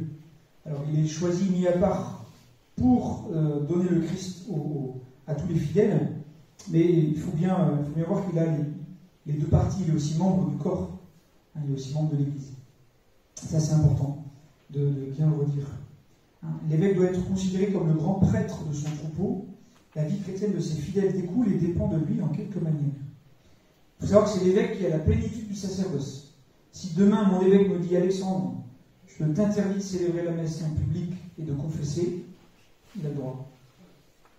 C'est lui qui me donne le pouvoir de célébrer la messe et de confesser. Parce qu'il est successeur des apôtres. Il est évêque. Voilà. Et donc, l'évêque et ses collaborateurs prêtres ne sont pas supérieurs aux fidèles laïcs en tant que membres. Chacun a sa place du même corps. D'accord ? C'est vraiment un service. C'est un don de soi. Et c'est un lien très important. C'est un lien très important. Alors, une église sans évêque et sans prêtre est une église décapitée qui s'égare, qui peut s'égarer vite du chemin de la foi, et qui aura un culte vide, une ronde fermée sur elle-même. Alors ça, c'est très important. Parce que c'est pas vous qui avez voté pour que je vienne curé de la bonne résolution. Oui, parce que j'avais pas été élu. Et c'est très important. Parce que moi, je viens de Mouchamp, où il y a un temple protestant, avec un pasteur, et j'ai été présent à l'institution de Marie-Françoise, qui était pasteur calviniste, avec qui je m'entendais très bien, qui était très sympa, et en fait qui a été accueilli par la communauté, et qui ensuite a été mis dehors par la communauté. C'est la communauté qui décidait. Et donc, vous voyez, le sens ecclésial n'est pas du tout le même. Et encore une fois, c'est le Christ qui se donne à nous, on doit accueillir le Christ. Et en fait, c'est pour ça que c'est intéressant. Vous ne pouvez pas vous faire votre Eucharistie à vous sans le prêtre. C'est-à-dire sans le Christ. Le Christ est nécessaire pour se donner. C'est ce que représente le prêtre. D'accord ? Et c'est un point très important, au moins le lien spirituel avec ça. Je vous donne des exemples, pour vous faire voyager un peu. En Corée du Sud, qui est extraordinaire, on a des prêtres coréens qui arrivent en Vendée, là d'ailleurs. Voilà, on a Père Pedro, le premier, puis on a d'autres qui vont arriver. Une église en plein dynamisme, d'ailleurs c'est la seule église d'un pays riche, plus riche que la France, où les vocations sont aussi importantes. Que souvent quand le niveau de vie augmente, le nombre de vocations baisse. Là-bas, c'est pas le cas. Et en fait, la Corée du Sud a été évangélisée d'abord par un baptisé coréen à la fin du XVIIIe siècle, vers 1790-1800. qui est venu en Chine, qui a été baptisé, qui est revenu en Corée, à Séoul, et qui a baptisé d'autres Coréens, et ils se sont retrouvés entre eux pendant quelques années, puis ils se sont eux-mêmes dit, mais il y a un truc qui manque, il y a quelque chose qui ne va pas. On est un entre nous là, il faut qu'on demande conseil aux évêques qui sont en Chine. Et effectivement, ils ont dit, mais les évêques ont envoyé un prêtre chinois, qui est martyr, pour venir pour l'Eucharistie et le pardon, la confession. Parce qu'ils ont vu eux-mêmes qu'il manquait quelque chose. Au Japon, après les dernières persécutions, les communautés chrétiennes japonaises, ça c'est unique dans l'histoire, sont restées 250 ans sans prêtre. Voilà, sans prêtre. Et les prêtres missionnaires, en fuyant le pays, ont dit, tenez bon, avec le baptême, avec la Vierge Marie, et dans le lien avec les prêtres qui célèbrent la messe ailleurs, dans d'autres continents, et qui vont prier pour vous, jusqu'au moment où ils vont revenir. Et en fait, il n'y avait pas de prêtres physiquement, et c'est les familles, et les pères de famille, qui ont baptisé, caché, etc. Vous pouvez voir le film Silence de Martin Scorsese, qui est vraiment un bon film. Et donc, ils ont tenu bon jusqu'au retour des prêtres missionnaires français 19e. Et en fait, ils ont tenu bon et ils ont gardé cette foi catholique parce qu'il y avait ce lien spirituel avec les prêtres, donc avec le Christ, qui se donne à eux, malgré l'absence physique de leur présence. Et de même en Afrique, aujourd'hui, ou en Amazonie, où des prêtres passent dans des communautés 1-2 fois par an, où ils ont la messe tous les 6 mois, où des catéchistes institués par les prêtres vont faire des baptêmes et célébrer des mariages. Parce qu'il n'y a pas assez de prêtres, et les prêtres sont trop peu nombreux pour venir. Eh bien, dans l'absence du prêtre, ces communautés sont profondément, spirituellement liées avec les prêtres qui sont absents. Ce qui fait qu'il y a, malgré l'absence, il y a un lien fort d'obéissance, d'autorité, de respect, et surtout de communion, de lien. Et ça, c'est très important. Et que nous, il ne faut pas qu'on oublie quand on a nos projets aussi de réforme, parce qu'il faut pouvoir adapter la baisse du nombre de prêtres, etc. Il faut toujours garder ce lien spirituel, ecclésial, profond. Sinon, on peut vite partir dans des constructions, des structures, des projets d'organisation, mais indépendamment du Christ, indépendamment du sacerdoce et de ce don du Christ à son Église. Alors, la dimension de sacrifice dans la liturgie.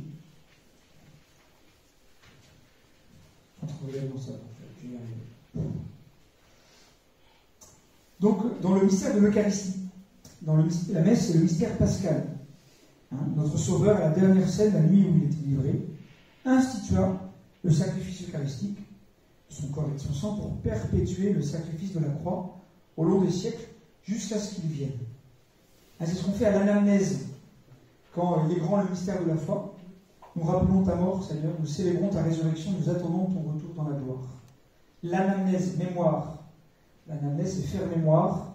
C'est toute l'histoire qui est récapitulée, où on célèbre la mort, la résurrection, et on attend le retour du Christ. Donc la messe, c'est toujours une perspective, je vais vous dire un gros mot, eschatologique. Eschatologique, c'est-à-dire à la fin des temps. Tourner vers le retour du Christ, dans l'espérance du retour du Christ. Très important, ça. Sinon on fonctionne en vase clos, fermé sur soi-même, et on n'est plus dans cette perspective du retour du Christ. Et à la messe, c'est un point très important qui est parfois un peu oublié dans les homélies des prêtres. Désolé, c'est vrai qu'on n'en parle pas assez, mais il faudrait qu'on en parle davantage. Dans cette espérance, on en parle à l'avant, temps de l'avant, dans cette espérance du retour du Christ. Et c'est un point très important. Et donc, quand Jésus institue à la dernière scène, l'Eucharistie, c'est vraiment en lien, et surtout en lien avec le mystère pascal, de sa mort sur la croix et de sa résurrection. Sinon, ce serait vide de sens, entre guillemets, le dernier repas. Et donc, la participation active des fidèles, voilà, je lis la partie en gras, qu'offrant la victime sans tâche non seulement par les mains du prêtre, mais aussi en union avec lui, ils, c'est-à-dire les fidèles, apprennent à s'offrir eux-mêmes et de jour en jour, soient consommés par la médiation du Christ, dans l'unité avec Dieu et entre eux, pour que finalement Dieu soit tout en tous. Donc cette offrande de soi, dans le sacrifice eucharistique. C'est comme ça que les fidèles participent activement, d'abord, avant de lire une lecture, de faire la quête, je sais. C'est d'abord là, dans cette offrande de soi. Et encore une fois, cette offrande de soi, elle est liée avec toute la vie. Parce que quand on doit se lever la nuit parce que le bébé pleure, ou quand on doit renoncer à soi-même pour rendre un service qu'on n'a pas envie, etc., dans la vie de couple, dans la vie de famille, dans le travail, on s'offre. On renonce à soi-même, on s'offre pour le bien de l'autre. Alors parfois discrètement, parfois c'est inconnu, dans le silence. Et c'est là que se joue aussi l'offrande eucharistique. C'est lié. Sinon, c'est déconnecté de la vie et c'est pas bon. Alors, on va pas trop avoir le temps en petit groupe, là, parce que sinon on va finir un peu tard. Même si on a quasiment fini, parce qu'il nous reste que 2 slides. Ah non, 3. Je vais passer cette partie-là, mais peut-être juste en grand groupe, là, peut-être plutôt qu'en petit groupe, mais ce serait plutôt sympa, mais comme je dis, vous ne voulez pas finir trop tard non plus. 1-2 heures, ce serait bien.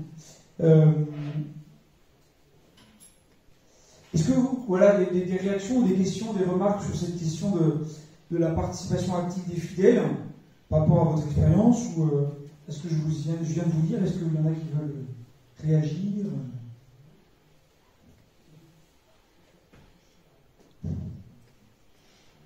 Tous ensemble.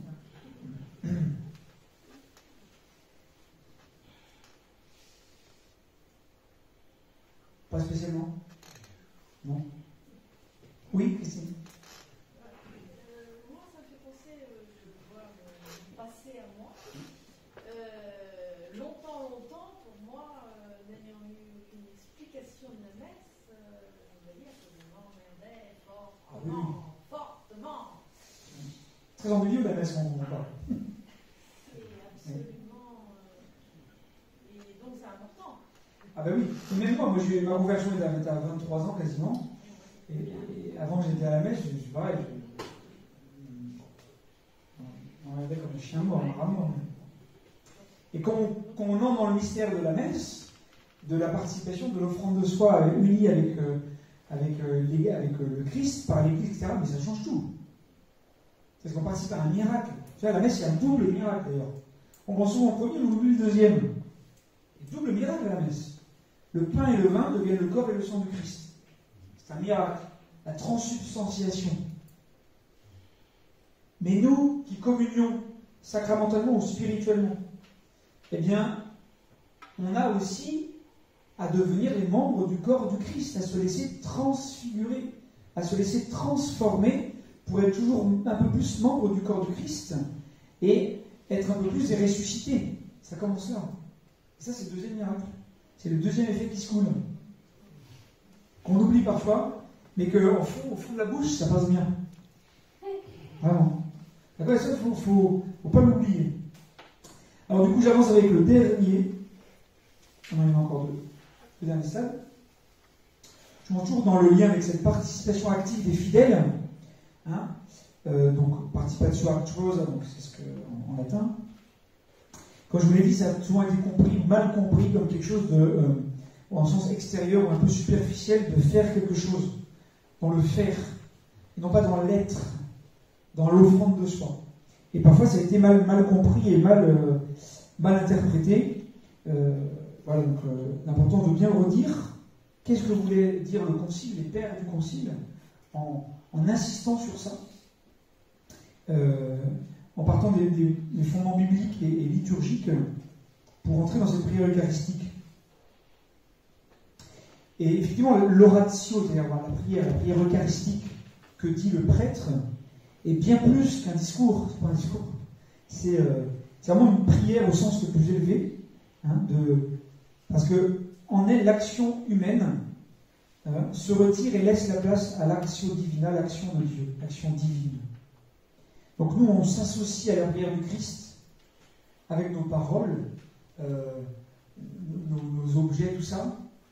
Mais le but, c'est de pouvoir, par là, faire toute la place au Christ. Le but, c'est de laisser toute la place au Christ.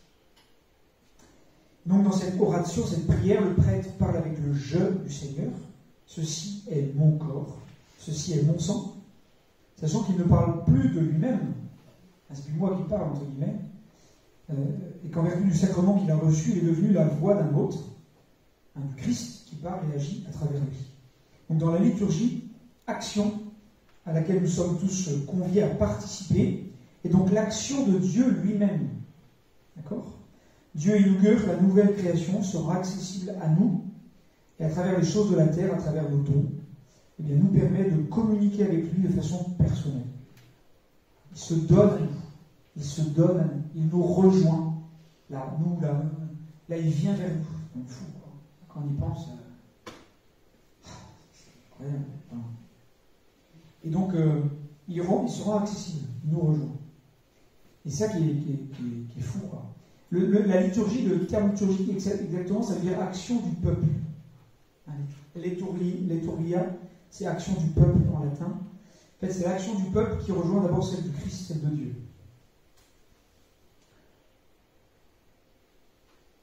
Et donc, lorsque commence la prière eucharistique, toute activité doit cesser. Le comprendre, c'est comprendre qu'il n'est plus alors question d'observer, ni même de regarder le prêtre, mais de contempler ensemble avec le prêtre, le Seigneur, et d'aller à sa rencontre. Et là, c'est la dernière image, presque à la fin. Tenez bon. Donc, qui dit la prière eucharistique? Donc, c'est l'évêque ou son représentant, le prêtre. Pour l'accomplissement d'une si grande œuvre, le Christ est toujours là, auprès de son Église, surtout dans les actions liturgiques. Il est là présent dans le sacrifice de la messe et dans la personne du ministre, le même offrant maintenant par le ministère des prêtres, qui s'offrit alors même sur la croix. Donc c'est vraiment à travers le prêtre ou l'évêque que le Christ s'offre.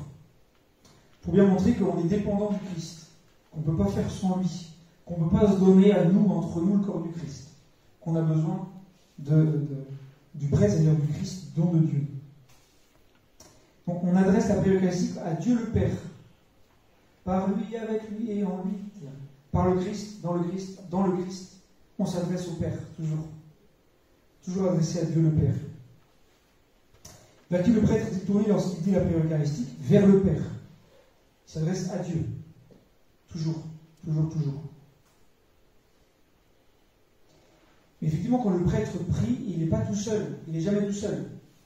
Aujourd'hui, j'étais en repos, j'ai célébré la messe tout seul, et je ne suis pas tout seul. Il faut bien se dire que toute ma paroisse, toutes les personnes avec qui je prie sont là avec moi. Dans la patène, dans le calice, on offre le sacrifice eucharistique.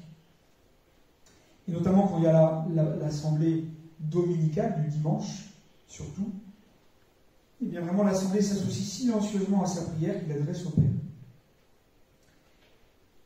Et donc pour le signifier, elle se met debout comme le prêtre, car elle se situe intérieurement face à Dieu en prière. Là, on va de même pour toutes les oraisons de la messe. Et donc c'est pour ça que la PGMR aussi dit qu'au moment le plus important de l'institution, il est possible de se mettre à genoux pour adorer. Encore une fois, dans une attitude de prière du corps pour adorer. Notamment au moment de l'institution. Et donc pour le signifier visuellement, l'évêque ou le prêtre, lorsqu'il prie, doit être tourné vers l'autel et donc vers l'assemblée. Donc comme je vous l'ai dit, l'autel est le centre de la célébration. Il représente le Christ, à la fois le grand prêtre, victime, offerte et l'autel. On verra ça surtout la prochaine fois.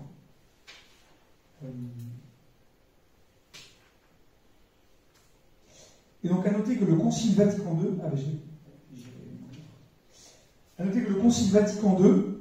n'a pas précisé que le prêtre devait célébrer face à l'assemblée, pour la célébration ad orientem, vous le savez.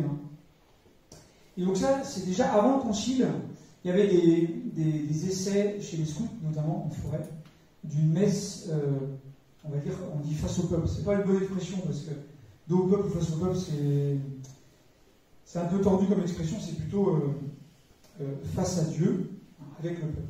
Alors ce qui est très intéressant, on en parlait l'autre jour, on essayait de mieux comprendre les choses, c'est que les deux ont un sens très profond. Quand le prêtre est face à Dieu, devant le peuple, avec son peuple, face à Dieu, il représente, tourner ensemble, tout le peuple de Dieu, ensemble, tourner vers Dieu. Ça a du sens aussi, c'est beau. Et quand le prêtre célèbre face au peuple, eh bien, il représente les noces, le dialogue entre le Christ et l'Église, et les noces de l'agneau. Les noces de l'agneau et la fécondité de la vie qui grandit, de cette union du Christ et de l'Église. Donc les deux ont du sens. Les deux sont importants. Ce qu'il faut, c'est célébrer de manière digne, en respectant ce que demande l'Église dans la liturgie. C'est tout. Moi, je célèbre les deux façons. C'est vrai que quand on est tourné face à Dieu, on ne regarde pas manger, du coup, entre guillemets. Donc c'est vrai que c'est plus facile pour prier. Mais les deux ont vraiment un sens profond, théologiquement, spirituellement, liturgiquement. Et je crois surtout que après le concile, c'est vrai que le concile n'a pas dit. Si on respecte le concile, que le concile au niveau liturgique, c'est orienté, tout est en latin, etc. C'est après le concile qu'il y a eu des adaptations. Et je pense qu'on a surtout insisté pour que ce soit face au peuple, parce que la messe avant le concile était très cléricale, entre guillemets, où le prêtre faisait tout, et du coup on a voulu vraiment tout ouvrir, ce qui peut tout à fait se comprendre, vraiment, on a voulu tout ouvrir. Mais moi je trouve que parfois la messe orientée, en français, la messe normale, orientée, peut être assez brillante également et peut apporter quelque chose. Ce qu'il faut toujours, c'est pas opposer, c'est pas tomber dans le schématique, le caricatural, mais de vraiment comprendre par la liturgie, par les rites, dans quel mystère on entre et en quoi Dieu se donne à nous, à travers ce que peut demander et ce que demande l'Église. Voilà. 22h03. Est-ce que quand même vous avez des... Vous voyez, je pensais que j'aurais fini avant, mais je trouve là. Peut-être éventuellement des questions, des précisions sur ce que je viens d'aborder à la fin, mais aussi pendant tout. On a un petit peu de temps, on n'est pas trop tard non plus. N'hésitez pas, s'il y a des questions. Vous pourrez éventuellement prendre aussi un temps la semaine prochaine si vous revenez, si vous n'avez pas été trop fatigué. Pensez, s'il y a des questions qui viennent dans la semaine, à les noter. Pour lundi prochain, on pourra commencer par ça.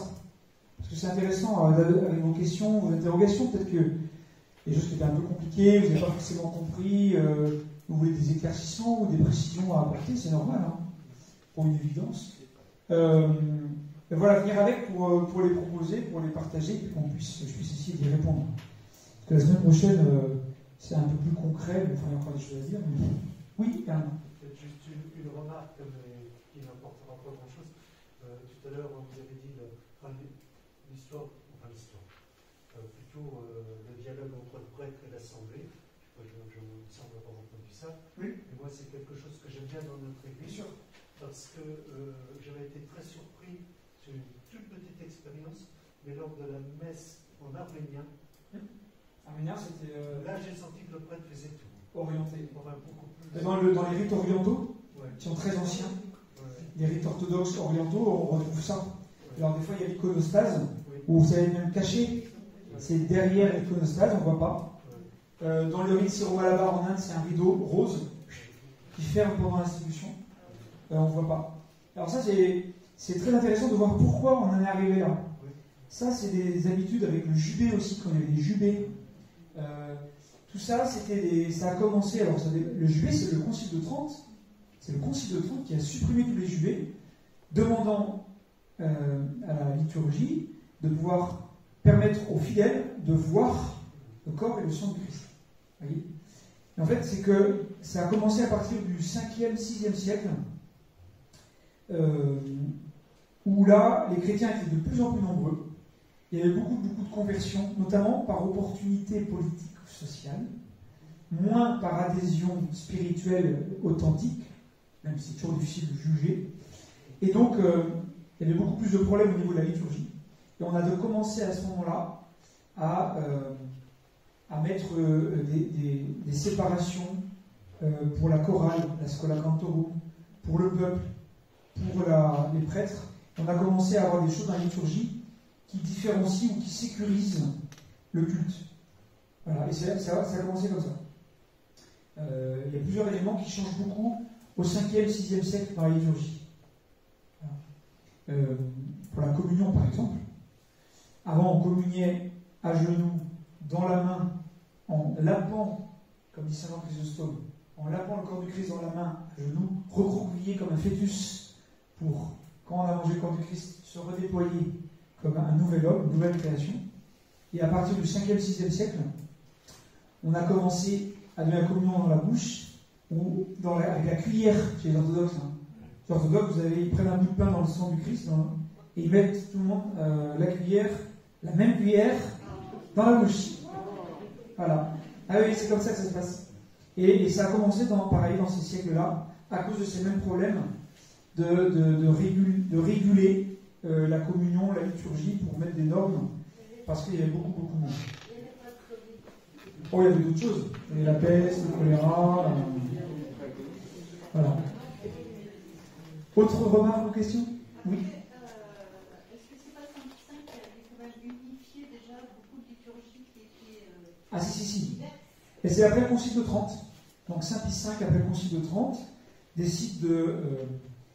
parce qu'il y avait beaucoup de rites différents, ça partait dans tous les sens, et sous l'influence aussi d'une culture française qui était assez romanisée, a décidé, donc c'était vers 1580, 1590, fin du XVIe siècle, de unifier le rite romain latin par une même norme liturgique et les mêmes livres, en supprimant les jubés, en faisant des églises où on voit mieux pour l'adoration et la prédication, on entend mieux, etc., avec l'aide des jésuites et du baroque, donc toute la culture va avec, pour favoriser l'évangélisation, la prédication et l'adoration. Donc avec des nouvelles normes liturgiques qui sont celles, alors plus ou moins en vigueur, parce que Jean XXIII, avant le concile, avait changé la messe en latin, la forme extraordinaire, avait rajouté des petits éléments, qui sont des éléments en vigueur actuellement pour cette messe-là. Question liée? C'est un peu une remarque, on parlait justement du rite orientaux. Dans le rite oriental, je pense qu'il y a une très belle chose, c'est la paix du Christ. C'est le prêtre, la paix va du prêtre, et notamment le prêtre embrasse les saintes espèces et va les porter au peuple. Et normalement, c'est ce que nous devrions faire aussi. C'est-à-dire que je devrais toucher la patène et le calice, donner la paix du Christ aux autres prêtres et aux servants et servantes, qui vont chaque bout de banc donner la paix du Christ, et chacun reçoit la paix du Christ de son voisin qui vient de l'autel. Parce que c'est pas notre paix qu'on se donne à nous, et c'est la paix qui vient du Christ. Et normalement, on devrait faire ça. J'avais l'idée de le faire, mais on peut être avoir du temps. Mais la liturgie a du sens quand on la fait bien. Quand on la fait bien, ça a du sens et c'est important. Parce que, encore une fois, c'est le Christ qui célèbre, c'est le Christ qui est le centre. Et c'est de lui que découle tout le reste. Oui, mais il y a des communautés où on a le temps de célébrer, et où on a des habitudes communautaires, c'est beaucoup plus facile. Une paroisse, notamment une cathédrale où ça passe, etc., ça peut être faisable, mais il faut un peu de rigueur, et il faut de l'entraînement, il faut prendre du temps. 3 heures, ça serait bien. Hein? 3 heures, ça serait bien. Ah, bon, on peut faire 3 heures. Pas de problème. En image aussi à l'offrande que fait l'Assemblée au moment... que s'échange le Christ avec l'Assemblée en Afrique. Ma grand-mère me disait, en fait, au Soudan, au moment de l'élévation, toutes les mamans élèvent leur enfant. Ah oui. Alors ça risque de crier un peu fort. Et là-bas, on n'est pas à un bruit près. Mais oui, après, il peut y avoir des habitudes locales. Il peut y avoir des habitudes locales par rapport à ça, pour un certain sens, mais qui rejoint la vie, en fait. Qui rejoint ceux qui sont là et la culture. Ça va? Bon, pour la prochaine fois, vous notez vos questions pour lundi prochain. Et donc lundi prochain, comme je vous ai dit, on verra de manière plus concrète les éléments de l'Église et de la célébration pour comprendre un peu le sens de l'autel, l'encens, les couleurs liturgiques, voir un peu plus le sens de tout ça, reprendre un peu vos questions, et voilà, on essaiera de faire ça au mieux, donc le 18 octobre à 20h30, ici même dans cette même salle. Merci beaucoup de votre présence, de votre attention, et puis je vous souhaite un bon retour, une bonne nuit à vous. Bonne soirée.